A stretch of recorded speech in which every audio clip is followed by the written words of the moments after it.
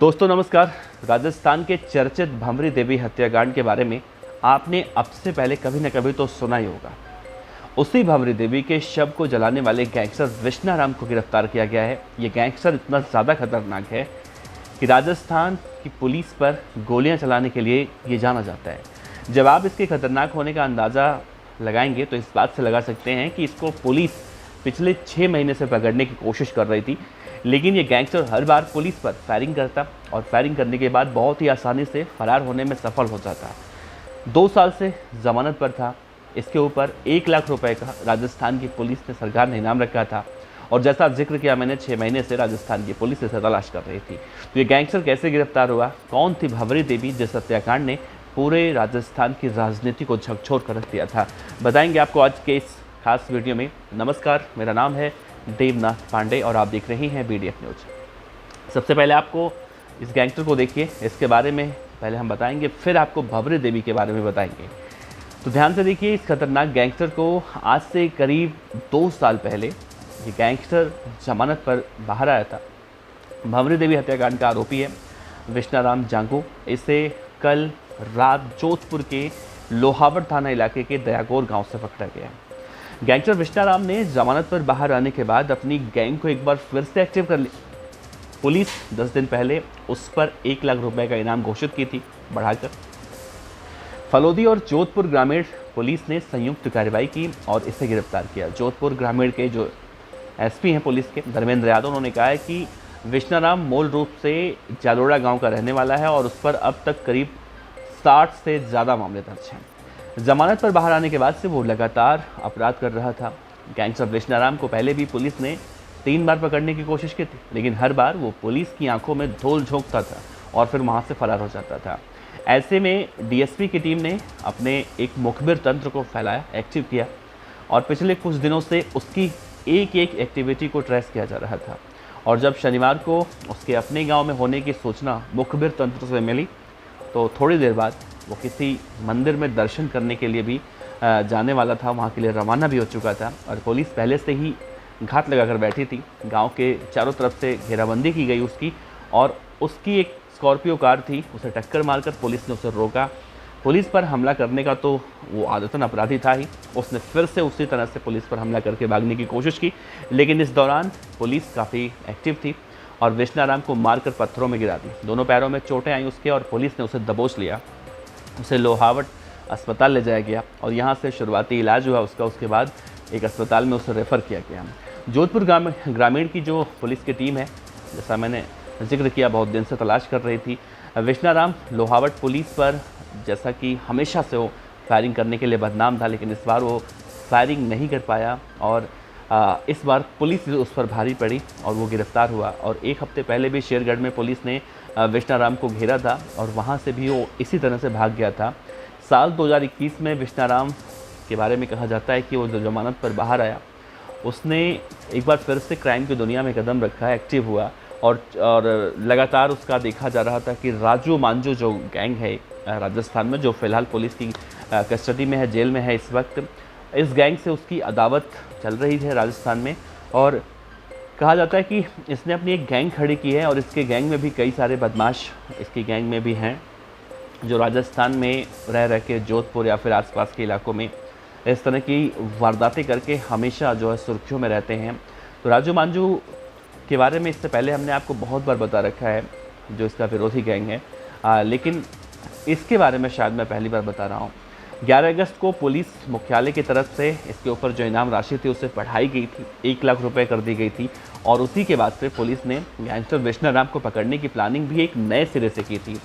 इसकी गैंग का नाम था 0029 गैंग और राजू मांझू, जो मैंने जिक्र किया, इसका विरोधी राइवल गैंग कहा जाता है। ज़मानत पर ये फ़िलहाल बाहर था और देखा जा रहा था कि इससे पहले भी राजू मांझू के साथ कई बार इस गैंग की गैंग वॉर हुई थी और एक बार फिर से ये कहा जा रहा था कि राजू मांझू के गैंग से इसकी गैंग वॉर हो सकती है। गैंगस्टर भंवरी देवी हत्याकांड में सबसे पहले चर्चा में आया था। उस वक्त ये लोहावड़ थाने का हिस्सा था। पुलिस की छानबीन में ये भी सामने आया था कि भंवरी देवी के शव को उसी ने ठिकाने लगाया था। उसी ने शव को जलाकर उसकी राख और एक एक हड्डियों को राजीव गांधी लिफ्ट कैनाल में फेंक दिया था। पुलिस ने 2010 में उसे अन्य साथियों के साथ उस वक्त गिरफ्तार किया था और इस मामले में महिपाल मदरेणा, मलखान सिंह समेत 17 लोग 10 साल की जेल की सज़ा भी काट चुके हैं। 2021 में आरोपियों को सुप्रीम कोर्ट से जमानत मिली थी। 2010 में आरोपी विश्नाराम और कैलाश जाखड़ भवरी देवी हत्याकांड में पेशी पर आए थे। इस दौरान विश्नाराम ने कोर्ट से भागने के लिए गैंग के बदमाशों से फायरिंग भी करवाई थी। हालांकि वो भागने में कामयाब तो नहीं हो पाया था, लेकिन कैलाश जाखड़ उस वक्त मौके से भाग गया था। अब आपको हम बताते हैं कि आखिर भवरी देवी हत्याकांड क्या था, कौन थी वो, पूरा कांड क्या था कि राजस्थान की राजनीति में उस वक्त बवंडर आ चुका था। दरअसल जोधपुर के जालीवाड़ा गांव में एक अस्पताल में सहायक नर्स के पद पर भंवरी देवी तैनात थी, जो काफ़ी गरीब परिवार से थी, लेकिन राजस्थानी फिल्मों में नाम कमाने की महत्वाकांक्षा के चलते वो ड्यूटी को छोड़कर शूटिंग पर चली जाया करती थी। ड्यूटी से गायब रहने पर उन्हें अक्सर सस्पेंड कर दिया जाता था, लेकिन मलखान सिंह और मंत्री महिपाल मदरेणा की मदद से उन्हें निलंबन को रद्द करवा लिया था और इसके बाद से तीनों के बीच की जो नज़दीकियाँ थीं वो शुरू हो गईं। दोनों नेताओं से नज़दीकियों के चलते भवरी देवी पर ग्लैमर से ज़्यादा राजनीति का नशा चढ़ने लगा था और चुनाव लड़ने के लिए जब उन्हें टिकट नहीं मिला तो वो दोनों को धमकाने लगी, यानी मंत्रियों को धमकाने लगी। और मुश्किलें जब बढ़ीं तो मलखान सिंह और महिपाल मदरेणा ने भवरी देवी से दूरी बना ली। इसी बीच एक सीडी वायरल हुई जिसने पूरे प्रदेश की राजनीति में भूचाल लाया था। इसी सीडी के दम पर भवरी देवी राजस्थान की सरकार को 3 दिनों में गिराने का दावा करती थी। इसी वजह से मलखान और महिपाल से उसकी दुश्मनी जो है बढ़ गई और फिर उसका अपहरण हुआ, फिर उसकी हत्या कर दी गई। भवरी के साथ मदरेणा की सीडी जो सार्वजनिक हुई थी तो तत्कालीन मुख्यमंत्री राजस्थान के अशोक गहलोत ने मदरेणा को मंत्रिमंडल से बर्खास्त भी कर दिया था। भवरी देवी सितंबर 2011 में लापता हुई थी। पति अमरचंद ने उस वक्त आरोप लगाया था कि जल संसाधन मंत्री महिपाल मदरेणा के इशारे पर उनकी पत्नी भवरी का अपहरण किया गया है। हालांकि बाद में अमरचंद भी इस मामले में संलिप्त पाया गया था, उनका पति भी। सीबीआई की जांच में ये सामने आया था कि भवरी देवी 1 सितंबर 2011 को दोपहर करीब 1 बजे अपने घर से रवाना होती हैं। वो सोहनलाल बिश्नोई से कार सौदे के पैसे लेने जा रही थी और करीब 4 बजे सोहनलाल जब उसे अपनी गाड़ी में बिठाता है और कई घंटे तक एक जगह से दूसरी जगह पर घुमाता है। कार में शहाबुद्दीन और कुंभाराम उर्फ बलदेव नामक व्यक्ति भी मौजूद थे। सोहनलाल जयपुर में महिपाल मदरेणा के मकान के आसपास मंडरा रहे। साहिराम और उमेशाराम से भी बात कर रहा था। दरअसल साहिराम ने भवरी देवी को ठिकाने लगाने की जिम्मेदारी इसी गैंगस्टर विश्नाराम बिश्नोई और उसी के गैंग को सौंप रखी थी। इसका काम भवरी देवी को विश्नाराम को सौंपना था, लेकिन कार में शहाबुद्दीन के मौजूद रहने की वजह से विश्नाराम भवरी को लेना नहीं चाहता था। ऐसे में विश्नाराम को मनाने में वक्त जो है वो निकलता गया।